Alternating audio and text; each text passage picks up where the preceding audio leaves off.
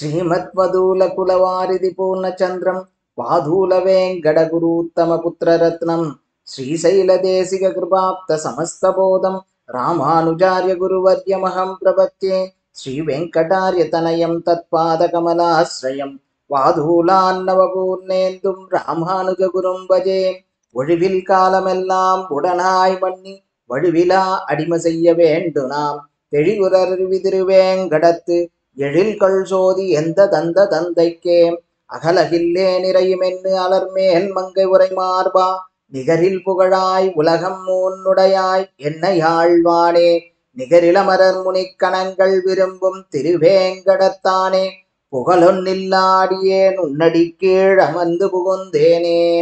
ஸ்ரீமதே ராமானுஜாய நமஹ. ஸ்ரீபதியான எம்பெருமான் 5 நிலைகளிலே இருக்கின்றார். நம்ம எல்லாருக்கும் தெரியும் 5 நிலைகளிலே இருக்கின்றார். அப்படி இருக்கக்கூடிய அந்த 5 நிலைகளில் இருந்தாலும் நமக்கு பக்கத்திலேயே இருந்து நம்ம சொல்லும் போதெல்லாம் கேட்டுண்டு நமக்காக அருள் செய்யக்கூடியது யார்னா அர்ச்சாமூர்த்தியாக நம்முடைய இல்லங்களிலும் திருக்கோவில்களிலும் எழுந்தருளி இருக்கக்கூடிய அந்த அர்ச்சா விக்கிரகம்தான், அந்த அவதாரம், அந்த மாதிரியான ஒரு நிலைதான் நாம எல்லாருக்கும், அதுவும் இந்த கலியுகத்திலே மிகவும் உகந்ததாக நமக்கு ஒரு பெரிய வரப்பிரசாதமாக அமைந்திருக்கின்றதுன்னா அது மிகையே இல்லை. அப்படிப்பட்ட அர்ச்சாமூர்த்திகளிலே திருக்கோவில்களிலே இந்த கலியுகத்தில் நம்முடைய துயர்களையெல்லாம் தீக்குபவனாக இருக்கக்கூடியவன் திருமலையப்பன், வெங்கடாச்சலபதி. திருமலையின் மீதே எழுந்தருளி இருக்கக்கூடிய அந்த வெங்கடாச்சலபதி. இப்பவும் பாருங்க, ஒரு நாளைக்கு எடுத்துட்டா கூட்டமோ கூட்டம். அதுவும் இப்ப புரட்டாசி மாசம் அந்த ஸ்ரீனிவாசனை சேவிக்க எங்கெங்கிருந்தும் உலகெங்கிருந்தும் அந்த திருமலையை படையெடுத்த வண்ணமே உள்ளனர் மக்கள். அப்போ கலியுகத்திலே வரம் தரக்கூடியவனாக, கலியுகத்தில் நம்முடைய எல்லா துயர்களையும் போக்குபவனாக அர்ச்சாமூர்த்தியாக இருந்து அருள் பாலித்து கொண்டிருக்கக்கூடிய திருவேங்கடமுடையான் இந்த புரட்டாசி மாதத்திலே சனிக்கிழமைகளிலே அவனுக்கு இருக்கக்கூடிய அந்த மகாத்மியத்தை உணர்ந்து அனைவரும் அவனை சேவிக்க விழைகின்றார்கள். இந்த புரட்டாசி மாசத்துல ஸ்ரீனிவாசனுடைய கல்யாணம், ஸ்ரீனிவாசன் அவருடைய அவதாரங்கள் எப்படி வந்தார், அது திருக்கல்யாணம் எதற்காக நடந்தது, ஏன் அதை ஸ்ரீனிவாச கல்யாணம் என்று சொல்லுகின்றோம் அப்படிங்கிற விஷயங்கள் எல்லாம் சின்ன சின்ன பகுதிகளாக பார்க்கலாம். முதல்ல பார்க்கும்போது எம்பெருமான் திருவேங்கடமுடையானுக்கே உள்ள மிகப்பெரிய சிறப்பு என்னன்னா, பார்த்திருக்கோம் விபவ அவதாரத்தில் நிறைய கண்ணன் கிருஷ்ணன் எல்லாருமே வந்திருக்கா, நம்ம போற்றணும், ரொம்ப சந்தோஷமா இருக்கு. பகவத்கீதையை கொடுத்தார் கிருஷ்ண அவதாரத்தில். ராமன் ராமாயணத்தை அப்படியே ஒரு மனிதன் எப்படி இருக்க வேண்டும் என்று வாழ்ந்து காட்டினார். எந்தெந்த ஒரு நிலையிலையும் எப்படி இருக்கணும், ஒரு சொல் ஒரு வில் ஒரு இல் அப்படியே வாழ்ந்து காட்டினார். கண்ணன் பெருமான் நான் தான் பெருமாள் அப்படிங்கிறத ஒவ்வொரு நிகழ்வுகளிலும் பதிவிட்டு கொண்டு நான் சொல்லுவதுதான் அப்படிங்கிறத நிகழ்த்தி காட்டினார். எல்லாரையும் ஆசின் போனோம், வைகுண்டத்துக்கு ஆசின் போனோம்னு நமக்காக கீதையை கொடுத்தருளினார். இருந்தாலும் அதெல்லாம் ஏற்றம்தான். இருந்தாலும் திருவேங்கடமுடையானுக்குன்னு ஒரு பெரிய ஏற்றம் இருக்கு. என்னன்னா, இப்ப அந்த அவதாரங்கள், விபவ அவதாரம், அவர் வைகுண்டத்திலிருந்து பெரும்பெருமான் கீழே இறங்கி வருகின்றான். அந்த அவதாரத்தில் செய்ய வேண்டிய சேஷ்டிதங்களை செய்து முடிக்கின்றான். செய்து முடிச்சுட்டு தன்னுடைய சோதிக்கு கிளம்பி போயிடுறான். அதோட முடிஞ்சு போச்சு. அங்க இருக்குவா எல்லாரும் என்ன பண்ணா, அந்த எம்பெருமான் எப்போது விபவ அவதாரத்தில் இங்கு இருந்தாரோ அவர்கள் மட்டுமே தரிசிக்கக்கூடிய, அவர்கள் மட்டுமே சேவிக்கக்கூடிய, அவனுடைய சேஷ்டிதங்களை அனுபவிக்கக்கூடியவர்களாக இருந்தார்கள். நாமெல்லாம் படிச்சு நம்ம உணர்றோம். ஆனா அவர் கூடவே இருந்திருந்தா அதை விட எவ்வளவு இன்பம் இருந்திருக்கும். ஒரு கிருஷ்ண லீலைகளை கேட்கின்றோம், கேட்கும்போது எவ்வளவு சந்தோஷமா இருக்கு. ஆஹா, அதி அற்புதமா இருக்கு. அப்போ கண்ணன் பெருமான் கூடயே இருந்திருந்தா, அவர் விபவ அவதாரம் எடுக்கும்போது அது கூடவே இருந்திருந்தா எந்த கோபிகைகளுக்கெல்லாம் எந்த அளவு சந்தோஷம் கிடைச்சிருக்கும். நமக்கு அது கிடைக்கலையே. அப்போ விபவ அவதாரத்தில் கூடவே இருந்தவர்கள் அனுபவித்தார்கள். அர்ச்சாமூர்த்தி நம்ம சொல்றதை கேட்கிறார், நமக்கு வரங்களை கொடுக்கின்றார். ஆனா திருவேங்கடமுடையானத்தில் இரண்டுமே உள்ளது. என்னது இரண்டுமே இருக்கா? ஆம். திருவேங்கடமுடையான் விபவ அவதாரமாக இங்கு அவதரித்தார். எப்படி கண்ணன் கிருஷ்ணன்லாம் அவதாரம் பண்ணாலோ, நரசிம்மன்லாம் அவதாரம் பண்ணாலோ, அந்த மாதிரியே ஒரு அவதாரமாக கீழே இறங்கி வந்தார். அது மட்டும் இல்ல, இறங்கி வந்தவர் இந்த கலியுகத்துல எல்லாருக்கும் அருள் பாலிக்க வேண்டும் அப்படின்னு அர்ச்சாமூர்த்தியாக மாறி, அங்காவது கல்லிலே இறங்கி இந்த கலியுகத்தில் அனைவருக்கும் அருள் பாலிக்க திருவேங்கடமுடையானாக அந்த சேஷாத்ரி மலையின் மீது அமர்ந்து கொண்டு நமக்கு அருள் பாலித்து கொண்டிருக்கின்றார். அப்போ எவ்வளவு ஏற்றம்! அர்ச்சாமூர்த்தி மந்திரங்கள் மூலமா மற்ற கோவில்களிலே அர்ச்சையாக இருக்கின்றார். இப்போ திருவரங்கத்தை எடுத்துக்கிட்டா முதல்ல இருந்தே அர்ச்சாமூர்த்தி தான் அவர். ஆனா கண்ணனும் கிருஷ்ணனும் அவதாரம் செய்தார்கள், விபவ அவதாரம் செய்து அந்த வேலையை முடித்துக் கொண்டு தன்னுடைய ஜோதிக்கு எழுந்தருளினார்கள். திருவேங்கடமுடையான் மட்டும்தான் விபவ அவதாரமாக அவதாரம் செய்து அந்த விபவ அவதாரத்திலிருந்து அர்ச்சையாக மாறி தான் அருள் பாலித்துக் கொண்டிருக்கின்றான். அது எவ்வளவு பெரிய ஏற்றம்! வேற எந்த அவதாரத்திற்கும் இல்லாத ஒரு ஏற்றம் திருவேங்கடமுடையானுக்கு. இந்த கலியுகத்திற்கென்றே அவதாரம் செய்தவன் திருவேங்கடமுடையான் ஸ்ரீனிவாசன் அப்படிங்கிறது இதுல இருந்து மிக தெளிவாக நமக்கு தெரியுது. அவர் எழுந்தருளி இருக்கக்கூடிய மலை திருமலை, நம்ம எல்லாருக்கும் தெரியும் திருமலை. அந்த திருமலையின் சிறப்பு பார்த்தா அதுவும் சிறப்பா இருக்கு. அதாவது பெருமாளை காட்டிலும் திருமலைக்கு இன்னும் ஏற்றமா இருக்கான் அப்படி சொல்றா பெரியவாள்லாம். ஏன் அது ஏற்றமா இருக்கு அப்படின்னு பார்த்தோம்னா, இது இந்த யுகத்துல மட்டும் இல்ல, பல யுகங்களாக அது ஏற்றத்துடன் தான் இருந்திருக்கின்றது. இந்த கலியுகத்திலே வெங்கடாச்சலம் வெங்கடாச்சல மகாத்மியம்னு படிக்கிறோம். வெங்கடாச்சலம்ன்ற பெயரோட இருக்கின்றது. ரித்த யுகத்திலும் இருந்த பேர் பாத்தீங்கன்னா, அப்போ விஷபன்ற ஒரு அசுரன், அப்போ அந்த விஷன் அவனை அடக்கி அவனோட பிரார்த்தனைக்காக விஷபாத்தி அப்படின்னு வழங்கப்பட்டது. அடுத்த யுகம் வந்தது. அஞ்சனை தேவி எங்க போய் தவம் பண்ணா? அதே திருமலையில தான் போய் தவம் பண்ணா. தவம் பண்ணிதான் அந்த மலையில் தவமாக அந்த மலையில் செய்த தவத்திற்கு பலனாகத்தான் ஆஞ்சநேயர் அவதரித்தார் அப்படிங்கிறதும் காட்டப்படுறது. இப்படி இரண்டாவது யுகத்திலும் அங்க ஆதி இருந்தார். மூன்றாவது யுகத்தில் ஆதிசேஷனாக மலையே திருவுடம்புன்னு சொல்றோம். அதாவது எப்படி கோவர்த்தனத்தை தூக்கி பிடித்தானோ அப்போ அந்த ஆதிசேஷனாக இருந்து அங்கு எம்பெருமானுக்கு ஆதிசேஷன் கைங்கரியம் செய்தான். இப்படி ஒவ்வொரு யுகத்திலும் அந்த மலையானது மிக உயர்ந்ததாக இருக்கு. இன்னும் சொல்ல போனா ராமாயணத்துல சொல்லும் போதே சொல்றா, சுக்ரீவன் எல்லாரையும் சீதையை தேடி வர ஆளை அனுப்புறான். அவனுடைய குரங்குகள் வானர கூட்டங்கள்லாம் செல்லும் போது ஆஞ்சநேயருடைய தலைமையிலே ஒரு கூட்டமானது ஜாம்பவான் அவெல்லாம் ஒரு கூட்டமாக செல்ல போறா. சொல்லும்போது சொல்றா, இந்த தெற்க போயிட்டே இருக்கும்போது அங்க ஒரு மலை வரும், வெங்கடாச்சல மலைன்னு வரும். அந்த வெங்கடாச்சல மலையில யாரும் ஏறிடாதீங்க அப்படின்றார். ஏன் ஏறக்கூடாது? ஏறாம போய் சீதையை தேடுங்கோ அப்படின்னு சொல்லி அனுப்புறாளாம். ஏன் ஏறக்கூடாதுன்னா, அங்க ஏறினீங்கன்னா நம்முடைய பாவங்கள்லாம் போயிடும். அந்த மலையில மட்டும் நம்ம ஏறிட்டோம்னா என்னென்ன பாவங்கள் செய்திருக்குமோ எல்லா பாவமும் போயிடும். பாவம் போயிடுச்சுன்னா என்ன பண்ண முடியும்? உடனே வைகுண்ட பிராப்தி கிடைச்சிடும். அதனால நீங்க இங்க சீதையை தேடாம வைகுண்டத்துக்கு போய் அங்க உட்காந்துக்கு போறீங்க. அதனால அந்த மலை மீது மட்டும் ஏறி விடாதீர்கள் அப்படின்னு சொல்லி அனுப்புறான். அப்போ அதனுடைய மகாத்மியம், மலைக்கே அவ்வளவு மகாத்மியம் இருக்கின்றது, அந்த திருமலைக்கு அவ்வளவு பெரிய உயர்வு இருக்கின்றது அப்படின்னு சொல்றோம்.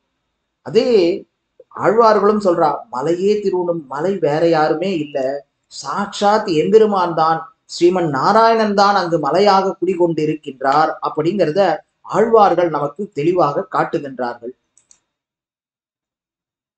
நம்மாழ்வார் தன்னுடைய 10ஆம் பத்து திருவாய்மொழி 10ஆம் பத்துல அழகா சொல்றார், அருளைய நம்மானே என்னும் முக்கணம்மானும் தெருள்கொள் பிரமணம்மானும் தேவர்கோனும் தேவரும் இருள்கள் கடியும் முனிவரும் ஏத்தும் அம்மான் திருமலை.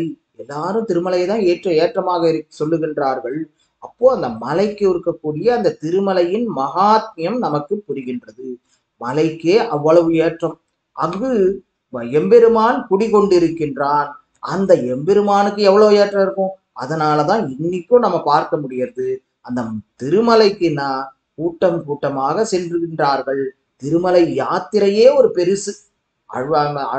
திருப்பாவையில ஆண்டாள் சொல்லக்கூடிய அந்த யாத்திரை அப்படிங்கிறது அவ்வளவு முக்கியமானது. அந்த யாத்திரை எப்படிப்பட்டதா, வைகுண்ட லோகத்திற்கு நாம் எப்படி யாத்திரை செல்வோமோ, எப்படி விருஜா நதியில குளித்து எம்பெருமானை காண்பதற்காக அங்கு செல்லக்கூடிய வழியெல்லாம் எம்பெருமானை, ஆஹா எம்பெருமானை நான் போய் அனுபவிக்க போறேன், அவன் மடியில உட்கார போறேன், அவனை பத்தி பாட போறேன், கைங்கரியங்கள் பண்ண போறேன், அதே சிந்தனையில நாம வைகுண்டம் போயிட்டு இருக்கோம், ஆஹா இப்படி எல்லாம் அனுபவிக்க போறனே அப்படின்னு எண்ணி எண்ணி எண்ணி எண்ணி செல்லக்கூடியதுதான் அந்த வைகுண்ட யாத்திரை. அதே மாதிரிதான் இங்கு செல்லக்கூடிய அந்த திருமலை யாத்திரைன்றது எப்படிப்பட்ட யாத்திரை? அந்த யாத்திரையே பலன். யாத்திரை போனதுனால பலன் இல்லை, எல்லாரும் யாத்திரை போக முடியாதா? திருவேங்கடமுடையான்னு நினைச்சாதான், அவனுடைய பார்வை பட்டால் மட்டும்தான் நாம் திருமலைக்கே செல்ல முடியும். அப்போ அந்த மலைக்கு போகும்போது எம்பெருமானையே நினைத்து, நாங்க போகும்போது இல்லை, போறதுக்கு முன்னாடியில இருந்தே நம்ம இத்தனாம் தேதி போறோம், இத்தனாம் தேதி புக் பண்ணியிருக்கோம், நமக்கு அனுமதி சீட்டெல்லாம் வந்துடுத்து, இந்த தேதியில நான் போய் எம்பெருமானை தரிசனம் செய்ய போகின்றேன், இப்படி போக போறேன், இங்க தங்க போறேன், ஆஹா எம்பெருமானை அனுபவிக்க போறேன் அப்படின்னு அந்த செல்லக்கூடிய யாத்திரையானது எம்பெருமானுடைய நினைவு நினைவு நினைவுன்னு அப்படியே அவனையே நினைச்சிட்டு போறோம். அப்போ அவனுடைய யாத்திரையே ஒரு பெருசா இருக்கு. எம்பெருமானும் பெரியவன், அவன் இருக்கக்கூடிய அந்த திருமலையோ மிகவும் மகாத்மியமாக இருக்கின்றது. அப்படி மட்டும் இல்லாமல் அவனுடைய அவதாரமே மிகவும் ஒரு வித்தியாசமாக விபவ அவதாரத்தில் அவதரித்து அர்ச்சையாக எழுந்தருளி இருக்கின்றான். அப்போ இந்த கலியுகத்திற்காகவே எழுந்தருளி இருக்கக்கூடிய எம்பெருமானாக திருமலையப்பன் விளங்குகின்றான் அப்படிங்கிறதும் நமக்கு இதன் மூலமாக தெளிவாக தெரிகின்றது. அவனுடைய திருக்கல்யாணம், கல்யாணம் அப்படின்னாவே நன்மை. அப்போ எம்பெருமானுடைய திருக்கல்யாணம் நன்மை, நன்மை நமக்கெல்லாம் நன்மை, அவனுக்கு நன்மையோ இல்லையோ நம்மளுடைய நன்மைக்காக நம்முடைய குழந்தைகள் அனைவரும் எம்பெருமானுடைய குழந்தைகளான நம் அனைவருக்கும் நன்மை பயக்கக்கூடியது. ஒவ்வொரு திருக்கோவில்களும் கல்யாண உற்சவம்லாம் நடக்கிறது. எங்கிருந்து ஆரம்பிச்சதுன்னா இங்கதான் ஸ்ரீனிவாச கல்யாணத்திலிருந்து ஆரம்பித்ததுதான் அர்ச்சாமூர்த்திக்கு திருக்கல்யாண வைபவத்தினை நடத்தி வைத்து நாம் மகிழ்கின்றோம். அப்போ அந்த திருக்கல்யாண உற்சவத்திற்கும் மிகவும் ஏற்றமாக இருக்கின்றது. இதுல இன்னொரு ஏற்றம் பார்த்தோம்னா, எல்லா திருக்கல்யாணங்களும் பிராட்டியினுடைய பெயர் எதை எடுத்தாலும் ருக்மணி கல்யாணம், சீதா கல்யாணம், சத்யபாமா கல்யாணம், ஆண்டாள் திருக்கல்யாணம், இப்படி எல்லா கல்யாணங்களும் பிராட்டிமார்களுடைய பெயரை கொண்டே இருக்கின்றது. ஆனா ஸ்ரீனிவாசன் ஏற்றமுடையவன் அல்லவா, அதனால்தான் ஸ்ரீனிவாச கல்யாணம். இதுல என்னன்னா இருவருமே ஸ்ரீனிவாசனுக்கும் பத்மாவதி தாயாருக்கும் திருமணம் நடைபெறுகின்றது. அந்த பத்மாவதி தாயார் யாருன்னா மகாலட்சுமி இல்ல, மகாலட்சுமி பிராட்டி. அதனுடைய சரித்திரங்கள்லாம் பார்க்கலாம்.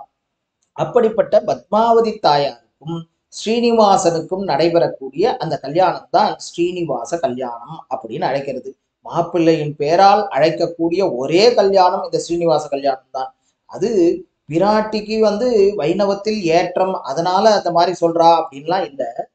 ஏன்னா மற்ற இப்போ பார்வதிக்கும் சிவனுக்கும் நடந்த கல்யாணம் பார்வதி கல்யாணம் தான், வள்ளிக்கும் முருகனுக்கும் நடந்தது வள்ளி திருமணம் தான் சொல்றோம். எல்லா இடத்திலும் பெண்களுடைய பெயரை இட்டுதான் அந்த திருமணமானது அழைக்கப்படுகின்றது. ஆனால் ஸ்ரீனிவாசனுக்கும் பத்மாவதிக்கும் நடந்த திருக்கல்யாணம் மட்டும்தான் ஸ்ரீனிவாச கல்யாணம்னு அழைக்கப்படுறது. அதுலேயும் ஏற்றமுடையவனாக இருக்கின்றான் எம்பெருமான். இன்னொன்னு, எந்த ஒரு திருமணம் நம்ம லௌகீகத்துல நடக்கக்கூடிய திருமணமும் பாருங்க, நடக்கும்போது விஷ்ணு ஸ்வரூபியாக இருந்து அந்த திருமணமானது நடைபெறுகின்றது. மாப்பிள்ளை விஷ்ணு ஸ்வரூபியாக இருந்துதான் பெண்ணை மணத்து கொள்ளுகின்றார். ஏன்னா இந்த உலகத்திலேயே ஒரே ஒரு பரம்பொருள், ஒரே ஒரு புருஷோத்தமன், ஒரே ஒரு ஆண்மகன் யாருன்னா எம்பெருமான் ஸ்ரீமன் நாராயணன் மட்டும்தான். நாம அனைவருமே என்ன பக்தர்கள், நாம அனைவருமே ஆத்மாக்கள், நாம அனைவருமே பெண்கள். இந்த பெண்கள் எல்லாரும் எம்பெருமானைத்தான் கணவனாக அடைய வேண்டும்.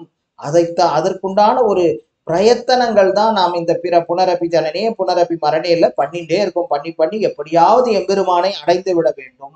அதற்கு துணையாக இருப்பவள் தான் பிராட்டி. இது அப்படியே ஸ்ரீனிவாச கல்யாணத்திலே நிகழ்த்தி காட்டுகின்றார் எம்பெருமான். வேகவதின்ற அந்த பத்மாவதி தாயார் அடைய வேண்டும். யாரை அடைய வேண்டும்? எம்பெருமானைத்தான் அடைய வேண்டும். நாம எல்லாம் எப்படி இப்போ பிரயத்தனம் பண்ணிட்டு இருக்கோம், ஏதோ ஒரு ஜென்மம் எடுத்தாலும் ஏதோ ஒரு காலத்துல எம்பெருமானை போய் அடைந்தே தீர வேண்டும். அதுல எந்தவித மாற்றமும் இல்லை. போய் எம்பெருமானைத்தான் அடைய போகின்றோம். அப்படி அடைய போகிற நாம யார் மூலமா போகணும்? பிராட்டி மூலமாக செல்ல வேண்டும். ஆண்டாள் அழகா காமிக்கிறா. சொல்லும் போது எப்படி பெருமாளை சேவிக்கணும்னா பிராட்டி மூலமாக பெருமாளை அடைய வேண்டும். சூர்பனகை கூட பெருமாள் மீது ஆசைப்பட்டாள். ஆனா காது மூக்கு அறுத்து போய் சேர்ந்தா. அவளுக்கு எம்பெருமான் கிடைக்கவே இல்லை. ஏன் கிடைக்கல அப்படின்னு ஆச்சாரியர்கள் சர்ச்சை பண்றா, விவாதம் பண்ணும்போது அப்போ ஆச்சாரியர்கள் சொல்றா, மீதி பேரெல்லாம் யார் யாரெல்லாம் அடையணும்னு நினைச்சாலோ, இப்ப விபீஷணாக இருக்கட்டும், ஆஞ்சநேயராக இருக்கட்டும், சுக்ரீவனாக எல்லாரும் எதனால அடைந்தார்கள் எம்பெருமானைன்னா பிராட்டியினுடைய தொடர்பு வாயிலாக அடைந்தார்கள். ஆனா சூர்பனகை என்ன பண்ணா, அந்த பிராட்டி தான் எனக்கு எதிரி, அவ இருக்கிறதுனால தான் பெருமான் அடைய முடியல அப்படின்னு நினைச்சு பிராட்டியை கொல்லணும்னு நினைச்சா. அதனால அவளால அடைய முடியலை. அதை நாமெல்லாம் என்ன பண்ணோம், அதுல இருந்து தெரிந்து கொள்ள வேண்டியது என்னன்னா, பிராட்டி மூலமாக மட்டும்தான் எம்பெருமானை அடைய முடியும். நாமெல்லாம் தனியாலாம் ஒன்றும் அடையவே முடியாது. அதற்கு துணையாக இருக்கக்கூடியவள் புருஷகாரம் அப்படின்னு பெரியவா சொல்றா. புருஷகாரம் செய்யறது யாருன்னா பிராட்டி தான், மகாலட்சுமி தான். பிராட்டி புருஷகாரம் செய்து, அதாவது எம்பெருமானிடம் நம்மை எல்லாம் சேர்ப்பிக்கின்றாள். சேர்ப்பிக்கக்கூடிய அந்த காரியத்தை செய்கின்றாள் பிராட்டி அப்படிங்கிறதும் இதிகாச புராணங்களிலிருந்து காண கிடைக்கின்றது. அதைத்தான் இங்கு ஸ்ரீனிவாச கல்யாணத்திலும் அதி அற்புதமாக எம்பெருமான் நமக்கு காட்டுகின்றார் அப்படிங்கிறதும் இதுல தெரியுது. எம்பெருமான் இப்போ சரித்திரத்தை பார்க்கணும். சரித்திரம் எப்படி எம்பெருமானானவன் அவதாரம் செய்கின்றான், ஸ்ரீனிவாசனுடைய அவதாரம் எப்படி நிகழ்கின்றது அப்படின்னு பார்க்கும்போது, அதற்கு முன்னாலேயே எம்பெருமான் அவதரிக்கும் முன்னால் ஒரு சில நிகழ்ச்சிகள்லாம் நடக்கிறது. ராமாயணத்துல உத்தரகாண்டத்துல ஒரு சில வராக புராணத்திலையும் இருக்கு, பாகவதம், பிரம்மாண்ட புராணம், இதுல எல்லாம் பெரியோர்கள்லாம் ஆச்சாரியர்கள்லாம் தொகுத்து கொடுத்துருக்கா, இதுதான் இப்படி வருது அப்படின்னு. அதுல பார்க்கும்போது உத்தரகாண்டத்துல குஷத்வஜன் அப்படின்னு ஒரு முனிவர் இருந்திருக்காரு. அவர் வாயை திறந்தா வேதம் வேதம் வேதம் வேதமே சொல்லிட்டு இருப்பாராம். அந்த வேதம் அவ்வளவு உயர்ந்ததாக அவருடைய வாயிலிருந்து வந்து கொண்டிருந்தது. அப்ப வேதம் பார்த்தது, வேதமே ஒரு பெண்ணாக ஒரு ஒளி மாறி வந்துதான் வேதம் ஒரு பெண்ணாக உருவெடுத்து அங்க அவதாரம் செய்து விட்டது. யார்கிட்ட? அந்த குஷத்வஜன்ற முனிவர்கிட்ட வேதம் ஒரு பெண்ணாக அவதரித்தது. அதனால்தான் அவர் என்ன பண்ணார், வேதமே ஒரு பெண்ணாக வந்ததுனால பேர் வச்சார் வேதவதி அப்படின்னு பேர் வச்சார். இது என்னத்துக்கு வேதவதியை பார்க்கிறோம்னா, இந்த வேதவதி தான் பத்மாவதியாக வரப்போகின்றாள். இந்த வேதவதி பாருங்க, வேதம் வேதம் யாரு? வேதம்ன்றது எம்பெருமானை பற்றி சொல்லக்கூடியது. அந்த எம்பெருமானை காட்டி கொடுப்பது வேதம். அந்த வேதத்தின் ஸ்வரூபமாக இருக்கக்கூடியவர் எம்பெருமான். அப்போ அந்த வேதவதி அழகா தானே இருப்பா. அவ்வளவு அழகா இருந்தாலும் அப்படி அழகா இருக்கக்கூடிய அந்த வேதவதிய எல்லாரும் போட்டி போட்டா, நான் கல்யாணம் பண்ணிக்கிறேன், நான் கல்யாணம் பண்ணிக்கிறேன். எல்லாரும் கேட்கிறா அந்த முனிவர்கிட்ட, குஷத்வஜன் கிட்ட, உங்க பெண்ணை எனக்கு கொடுங்கோ, நான் பராக்கிரமசாலி, எனக்கு நிறைய பணம் இருக்கு, நிறைய தனங்கள் இருக்கு, நான் தானியங்களை நான் உங்களுக்கு வரதட்சணை கொடுக்குறேன், எனக்கு கல்யாணம் பண்ணி கொடுக்கணும்னு எல்லாரும் கேட்கிறா. ஆனா குஷத்வஜன் என்ன பண்றாரு, அந்த முனிவர் முடியாது அப்படிங்கிறார். ஏன் முடியாது அப்படின்னா, நான் யாரும் கேட்க மாட்டேங்கிறார். அங்கேயும் எம்பெருமான் அழகாக காட்டுகின்றார். என்னன்னா, பகவான் ஒருவன் மட்டும்தான் புருஷன் பார்த்தோம். எம்பெருமான் ஒருவன் தான் புருஷனாக இருக்கின்றான் இந்த உலகத்திலே. அவனைத்தான் நாம் அனைவரும் அடைய வேண்டும். நாமெல்லாம் என்ன பண்றோம், ஆத்மஸ்வரூபமாக போய் எம்பெருமானை அடைந்து விடுகின்றோம். இவர் பார்த்தார், எதுக்கு இவெல்லாம் போய் நம்ம ஆத்மஸ்வரூபமா போய் இந்த பெண் என்னுடைய பெண் நேரடியாகவே எம்பெருமானை மணக்க வேண்டும். அப்போ எம்பெருமானைத்தான் மணக்க வேண்டும் அப்படின்னு சொல்லிட்டு எல்லாரும் யாரெல்லாம் பெண் கேட்டு வந்தாலும் யாருக்கும் கொடுக்க மாட்டேன் அப்படின்ட்டார். ஏன்னா அவருக்கு நல்ல வேதம் தெரியும் இல்லையா. வேதங்கள்ல தானே சொல்லப்பட்டிருக்கு எம்பெருமான் ஒருவன் தான் புருஷன் அப்படின்னு. அந்த புருஷனைத்தான் நாம் அடைய வேண்டும் சொன்னதுனால அவர் எல்லாரையும் நிராகரிச்சுட்டார். சும்மா இருப்பாளா, அசுரர்கள் வரா. தம்புன்னு ஒருத்தன் வந்தான், ஒரு அசுரன். அவன் என்ன பண்ணான், கொடுக்கறியா இல்லையா அப்படின்னு கேட்டான். கொடுக்க மாட்டேன், எம்பெருமானுக்கு தான் நான் கொடுப்பேன் அப்படின்னாரு. ஓ அப்படியா, நீ கொடுக்க மாட்டியா அப்படின்னு சொல்லிட்டு என்ன பண்றாரு, ஒரு நாள் தூங்கின்னு இருக்கார் இந்த முனிவர் குஷத்வஜன். அவர் பக்கத்துல அவருடைய மனைவி இருக்கா, பெண் இருக்கா. தூங்கின்னு இருக்கும்போது, எனக்கு பெண் கொடுக்க மாட்டேன்னு சொன்னீங்க அப்படின்னு அவர் தூங்கின்னு இருக்கும்போது அந்த முனிவரை வெட்டி விட்டான், வதம் பண்ணிடுறான். வெட்டி 2 கூறா போட்டுறான். முனிவர் அங்கேயே இறந்து போயிடுறார். இப்போ அவருடைய முனிவர் எல்லாம் பார்த்து ஐயோன்னு கத்தரா, எல்லாருமே கத்தரா. அவருக்கு சம்ஸ்காரங்கள்லாம் முடியறது. அப்போ வேகவதி ஒரு பிரதிஜை செய்கின்றாள். எப்படி நம்ம எல்லாருக்குமே வந்து பெற்றோர்களுடைய ஆசையை நிறைவேற்ற வேணும். இப்போ வேகவதி வந்து ஒரு சபதம் எடுக்கின்றார். நான் என்னுடைய தந்தையின் ஆசையை நிறைவேற்ற வேண்டும் அப்படின்னு ஒரு சபதத்தை எடுத்துடுறா, உறுதிமொழி சொல்லிடுறா. நான் வந்து எம்பெருமான் எப்படி பெருமானைத்தான் திருமணம் செய்து கொள்ள வேண்டும் அப்படின்னு தந்தை கருதினாரோ அதை நிறைவேற்ற வேண்டும் அப்படின்னு சொல்லிட்டு தவம் பண்ண ஆரம்பிச்சுடுறா. போய் உட்காந்து தவம் பண்றா, நாராயணனை அடையணும் அப்படின்னு தவம் பண்ணிட்டு இருக்கா. பண்ணிட்டு இருக்கும்போது பார்த்தா அந்த பக்கமா ஒரு புஷ்ப விமானம் போறது. இதெல்லாம் எங்க சொல்லப்பட்டிருக்கு? உத்தரகாண்டத்துல ராமாயணத்திலே உத்தரகாண்டத்துல போறது. அதாவது பிளாஷ்பேக்கை வந்து சொல்லிட்டு இருக்கா. போயின்னு இருக்கும்போது என்ன ஆச்சுன்னா, அதுல வந்து அந்த புஷ்பக விமானத்துல ராவணன் இருந்தான். புஷ்ப விமானத்துல ராவணன் வந்துட்டு இருக்கான். பார்த்தான் வேகவதிய. ஏற்கனவே எல்லாரும் பார்த்து அவளுடைய அழகுல மயங்கி பெண் கேட்டா. இவன் பார்த்தா இவனுடைய சபல புத்தியாச்சே. இவன் என்ன பண்ணான்? நேரா போய் அவங்ககிட்ட முன்னாடி போய் நின்றான். வேகவதிக்கு முன்னாடி போய் நின்றான். என்ன பண்ணா? இவளோ எம்பெருமானைத்தான் மனம் செய்து கொள்ள வேண்டும், அவனை அன்றி வேறொருவனையும் நான் நெஞ்சிலும் நினைக்க மாட்டேன் அப்படின்னு மாதவனைத்தான் மணக்க வேண்டும்னு ஒரு பெரிய தவத்தினை செய்து கொண்டிருக்கக்கூடிய அந்த வேதவதி அவருக்கு முன்னாடி போய் நிக்கிறான் ராவணன். அவையான தந்தையினுடைய ஆசையை நிறைவேற்ற வேண்டும் அப்படின்றதுக்காக அவ தவம் பண்ணிட்டு இருக்கா. இவன் போய் நின்றவன சொன்னா, நான் உன்னை கல்யாணம் பண்ணிக்கணும் அப்படின்னா ராவணன். இவன் சொன்னா, நான் உன்னெல்லாம் கல்யாணம் பண்ணிக்க முடியாது, மகாவிஷ்ணு அந்த ஸ்ரீமன் நாராயணனைத்தான் நான் மனம் முடிப்பேன், வேற யாரையும் நான் என்னால நெஞ்சில கூட நினைச்சு பார்க்க மாட்டேன் அப்படின்றத அவ சொன்னா. ஏன் யார நீ விஷ்ணுவை கல்யாணம் பண்ணிக்க போறியா? விஷ்ணு எனக்கு கீழே இருக்குவேன், நான் என்னுடைய பராக்கிரமம் என்ன, என்னுடைய தனங்கள் என்ன, அப்படி இப்படின்னு இவன் வந்து தன்னை பத்தி பெருமையா சொல்லியிருந்தான். யார்? ராவணன். வேகவதி சொன்னா, அவன் யாரு தெரியுமா? மகாவிஷ்ணு. நீ வந்து அவன் வந்து உனக்கு கீழே, அவன் வந்து உன்னை விட கம்மி, பராக்கிரமம் கம்மி, பலம் கம்மி, தனங்கள் கம்மி அப்படின்னு பேசிட்டு இருக்க. இந்த உலகமே அவனோட தான். நீ இதே மாதிரி பேசுறதுல இருந்தே எனக்கு நல்லா தெரியுது உனக்கு புத்தி சுவாதீனம் இல்ல, நீ பைத்தியம் போல் இருக்கு அப்படின்னு சொன்னா யாரு? வேதவதி. அவன் பார்த்தான், சும்மா இருப்பானா? என்ன பண்ணா? கூந்தலை பிடிச்சு இழுத்துன்னு போலான்ட்டு கூந்தலை பிடிக்கிறான். பிடிச்ச உடனே அவளுக்கு வந்தது வேதவதிக்கு. தவம் வேற பண்ணிட்டு இருக்கா. அவ என்ன பண்ணா? தன்னுடைய கையையே கத்தியாக எடுத்து அந்த முடியினை வெட்டினாள். அப்ப என்னாச்சு? அவன் இழுத்துட்டு இருந்த ராவணனுக்கு வெறும் முடி மட்டும்தான் போச்சு. முடிய வெட்டிட்டு என்ன பண்ணா? ஆஹா, இந்த பாவி இந்த வந்து தொட்டுட்டான் என்ன, இந்த தொட்ட நான் எப்படி எம்பெருமானுக்கு நான் வந்து இப்போ என்ன சமர்ப்பிக்க முடியாது. அதனால நான் என்ன பண்றேன்? அக்னி பிரவேசம் செய்து விடுகின்றேன். இந்த தூய்மை அவன் தொட்டதுனால எனக்கு தூய்மை போயிடுத்து. அதனால நான் வந்து இந்த தூய்மை இல்லாத உடலோட எம்பெருமானை அடைய முடியாது. அதனால அக்னியில நான் பிரவேசிச்சிடுறேன். ஆனா விடமாட்டேன். 2 சபதம். ஒரு சபதம் எம்பெருமானை அடைந்தே தீர்வது. 2வது சபதம், இந்த ராவணன் உன்னை பழிவாங்காம விட மாட்டேன். எம்பெருமானை அடையணும்னு நான் தவம் பண்ணிட்டு இருந்தேன், என்னோட தவத்தை நீ கெடுத்துட்ட, அதனால என்ன பண்ணுவேன்? உன்னை பழிவாங்காமல் விடமாட்டேன் அப்படின்னு அந்த 2 உறுதிமொழியை சொல்லி அக்னி பிரவேசம் செய்து விட்டாள். இப்போ அக்னி பிரவேசம் பண்ணிவிட்டான். அடுத்த காட்சி வருது. அடுத்த காட்சி என்ன? ராமாயணத்துல இன்னொரு காட்சி, எல்லாருக்கும் தெரிஞ்ச காட்சி தான். எம்பெருமான் ராமன் எம்பெருமான் அங்க வந்து காட்டுல இருக்கார், தண்டகாரண்யம் போறார். அதுக்கப்புறம் பஞ்சவடியில ஒரு 3 வருஷம் இருக்கார். அங்க ஒரு 10 வருஷம் தண்டகாரண்யத்துல கிட்டத்தட்ட ஒரு 13 வருஷம் முடிஞ்சது. கடைசியா 14 வருஷத்துல 14வது வருஷம் நடந்துட்டு இருக்கு. அப்பதான் வந்து சொல்லிட்டு இருக்கார். இது வந்து பிரம்மாண்ட புராணத்துல இந்த மாதிரி சொல்லப்பட்டிருக்கு. எப்படின்னா, இவ பாரு, ராவணன் சன்னியாசி மாதிரி வருவான். வரும்போது என்ன பண்ணா? அவன் தொட விடக்கூடாது. நீ எதுக்கு தொடணும்? அவன் வந்து உன்னை தெட்டு, அதுக்கப்புறம் வந்து நீ அங்க போய் அசோகவனத்துல இருந்து நான் வந்து அப்படிலாம் வேண்டாம். நீ என்ன பண்ணு? அக்னிக்குள்ள போயிடு. அக்னிக்குள்ள போயிட்டு அக்னியில அவுபாசனம் பண்ணா, தினமே நித்தியப்படி அவுபாசனம் பண்ணக்கூடிய அந்த அக்னியானது இருக்கின்றது. அந்த அக்னிக்குள்ள போய் நீ பாதுகாப்பாக இரு. ஆனா அதுல இருந்து ஒரு மாயா சீதா வருவா.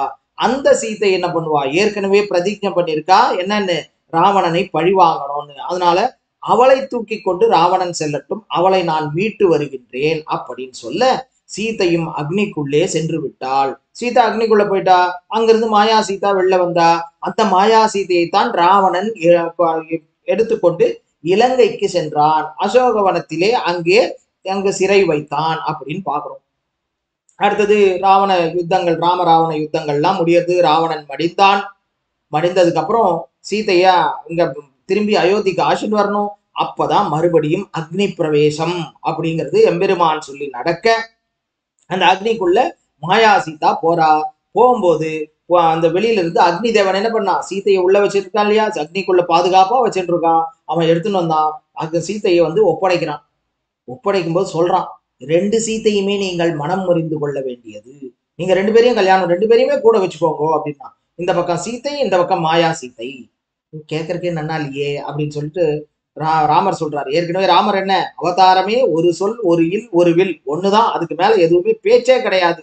அப்போ இவ்வளோ வேதவதியாக இருந்து நாராயணை மனம் முடிந்தே தீர வேண்டும்னு இருக்கா. அக்னி தேவனும் ரெண்டு பேரையும் எடுத்துருந்து நீங்க ரெண்டு பேரையுமே வச்சுக்கோங்கன்றா. அது கூட வந்து பிராட்டியும் புருஷகாரம் செய்கின்றாள். ஏற்கனவே ராமரை பத்தி நன்னா தெரியும். இருந்தாலும் சீத்தையான மகாலட்சுமி சொல்லுகின்றாள், இல்ல இல்ல இவளையும் கூட வச்சுக்கலாம், ஏத்துக்கோங்கோ அப்படின்னு சொல்றான். சேர்ப்பிக்கின்றாள், எம்பெருமானுடன் சேர்ப்பிக்கின்றாள் இந்த வேதவதி. என்ன மகாலட்சுமியோட முக்கியமான கடமை என்ன, முக்கியமான செயல் என்னன்னா, நாம் அனைவரையும் எம்பெருமானுடன் சேர்ப்பது. அதை வந்து சீதாதேவியும் பண்றார். பண்ணும்போது அப்போ பிரதிஜை பண்றார் மகாலட்சுமிக்கு. ராமன் எம்பெருமான் சீதைக்கு பிரதிஜை செய்கின்றான். என்ன பண்றான், இந்த யுகத்துல முடியாது, இந்த அவதாரத்துல முடியாது, இந்த அவதாரத்தை பொறுத்த வரைக்கும் நான் சிந்தையாலும் ஒரு பெண்ணையும் தொடமாட்டேன். இந்த அதனால சீத்தைனா நீங்க மட்டும்தான், வேதவதியை நான் ஏற்றுக்கொள்ள மாட்டேன், இப்ப ஏற்றுக்க முடியாது. ஆனா இவளுடைய நீ வந்து எனக்கு சொல்லியாச்சு, இவளை ஏற்றுக்கொள்ள வேண்டும் சொல்லியாச்சு. மகாலட்சுமிக்கு கைங்கரியம் பண்ணி அதன் மூலமாக அந்த வேகவதியானவள் என்ன பண்றா, இங்க வந்து எம்பெருமானை அடைகின்றார். இதுக்குதான் பாருங்க எவ்வளவு அற்புதமா நம்முடைய வாழ்க்கை தத்துவத்தை காட்டுறது. பெரும் பிராட்டி மூலமாக நாம் பெருமானை அடைந்தால் நிச்சயம் அது ஏற்கப்படும். அதுல மாற்று கருத்தே இல்லை. பிராட்டி மூலமா நம்ம போயிட்டோம்னா பெருமான் கிட்ட, நீங்க தப்பே பண்ணியிருந்தாலும் பிராட்டி நம்மை எம்பெருமானுடன் சேர்ப்பிக்கின்றாள் அப்படிங்கிறது காமிக்கிறது. அவர் வந்து பிரதிஜை பண்றார், நானே கலியுகத்துல இன்னொரு அவதாரம் எடுக்கிறேன், ஸ்ரீனிவாசனாக அவதரிக்க போகின்றேன், அந்த அவதாரத்தில் இவளை மணந்து கொள்ளுகின்றேன் அப்படின்னு மகாலட்சுமிக்கு வாக்கு கொடுத்துடுறார். மகாலட்சுமிக்கு வாக்கு கொடுத்துட்டு அப்போ மகாலட்சுமிக்கு வாக்கு கொடுத்தவுடன் சீத்தையும் ராமனும் புறப்படுகின்றார்கள். மாயா சீதா அக்னிக்குள்ளேயே போயிடுறார். இப்போ மாயா சீதா உள்ளுக்குள்ள இருக்கா. இவெல்லாம் வந்தாச்சு, ராம அவதாரங்கள்லாம் முடிஞ்சுது. இதுக்கப்புறம் மறுபடியும் கலியுகமே வந்தது. ஆனா வந்து லக்ஷ்மியும் என்ன பண்றா, இத பத்தி ஞாபகமே இல்லாதவள் போல் நடந்து கொண்டு வைகுண்டத்துல எல்லாம் நடந்துட்டு இருக்கு. இப்போ மகாலட்சுமிக்கு ஞாபகப்படுத்தணும், இதே மாதிரி வேகவதின்னு ஒருத்தி இருக்கா, அவளை வந்து எம்பெருமான் திருமணம் செய்து கொள்ள வேண்டும் அப்படிங்கிறத சொல்லணும். இதை யார் சொல்லுவா அப்படின்னு பார்க்கும்போதுதான் முனிவர்கள்லாம் பிருகு முனிவரை தேர்ந்தெடுக்கிறார். ஆனா அதனுடைய சரித்திரமே அதி அற்புதமா இருக்கு. அவ சேர்ந்து அந்த முனிவர்கள்லாம் சேர்ந்து இப்ப என்ன பண்ணணும், யார் வந்து பொறுமைசாலி, மூன்று பேர் இருக்கா, மகாவிஷ்ணு, பிரம்மா, சிவன், மூணு பேர்ல யார் வந்து பொறுமைசாலி, யாருக்கு கோபமே வராது அப்படிங்கிற ஒரு சர்ச்சை நடப்பதாக எல்லாரும் உட்காந்து சர்ச்சை பண்றா. பெருமான் தான் அமைதியானவன், அவன் கோபமே படமாட்டான், அவன் கோபம் நியாயமாக இருக்கும். சிவன் தான் சிறந்தவன், சிவன் தான் வந்து பொறுமைசாலி என்றார். இன்னொருத்தர் பிரம்மா தான் பொறுமைசாலி. அப்போ இதை வந்து யாரு வந்து பரிசோதிக்க முடியும்? இப்ப பரிசோதிக்கணும், யார் வந்து அமைதியானவர் அப்படிங்கிறத பரிசோதிக்கணும். பரிசோதனை பண்ணி சரி நம்ம யார் அமைதியானவர்ன்றது பரிசோதனை பண்ணி அவர் தான் கோபப்பட மாட்டார் அப்படிங்கிறது தெரியலாம் அப்படின்னா. யார் இந்த பிருகு முனிவர்னு பார்த்தோம்னா, ஒரு சமயம் பிராட்டி எப்ப பார்கவியாக அவதாரம் செய்தாலோ பார்கவியினுடைய தந்தையாக, ஆதி லட்சுமியினுடைய தந்தையாக இருந்தவர் தான் அந்த பிருகு முனிவர். அவர்தான் இப்போ இந்த சர்ச்சையில ஈடுபட்டு எல்லா முனிவர்களும் சேர்ந்து இந்த பிருகு முனிவரை நம்ம நியமிக்கலாம், அவர் வந்து இந்த மும்மூர்த்திகளையும் பரிசோதிக்கட்டும், பரிசோதிச்சு யார் வந்து கோபப்படாமல் இருக்கின்றார்கள் அப்படிங்கிறத நம்ம பார்க்கலான்னு எல்லாரும் ஒத்துண்டா.